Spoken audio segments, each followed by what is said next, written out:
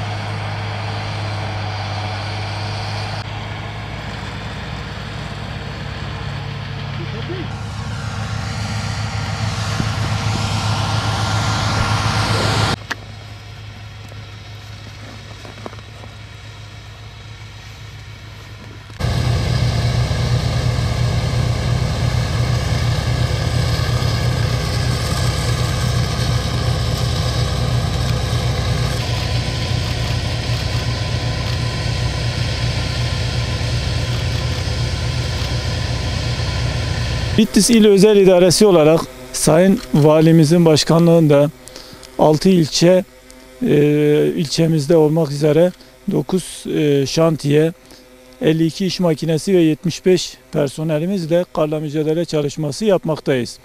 Ekiplerimiz 7/24 esasına göre gece gündüz demeden vatandaşlarımız mağdur olmasın diye çalışmalarını sürdürmektedirler.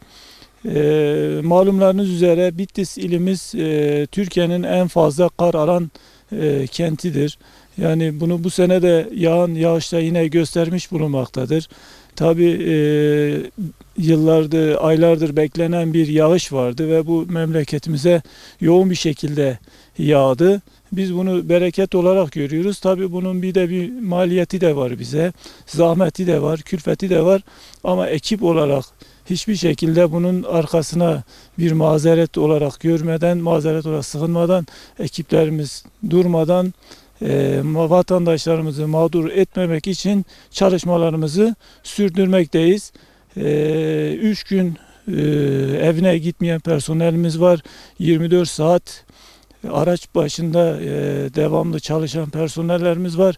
Sizlerin huzurunda bütün bu çalışan ekiplerimize, arkadaşlarımıza da bu özverili çalışmalarından dolayı teşekkür ediyorum. Bugüne kadar, bugün itibariyle yaklaşık 12.500 kilometre civarında bir karla mücadele çalışması yapmış bulunmaktayız. Bugün itibariyle 350 köyümüzün 330 tanesinin yolu ulaşıma açılmıştır. Yaklaşık bir 20 köy kapalı yolumuz bulunmaktadır. Bunları da inşallah bugün akşama kadar tamamını ulaşıma açmayı planlıyoruz. Ekiplerimiz şu anda sahada gördüğünüz gibi çalışmaktadırlar. Çalışmalarımız devam etmektedir. Bölgemizde kış şartları, coğrafi şartlar çok ağır olduğundan arazi sarp.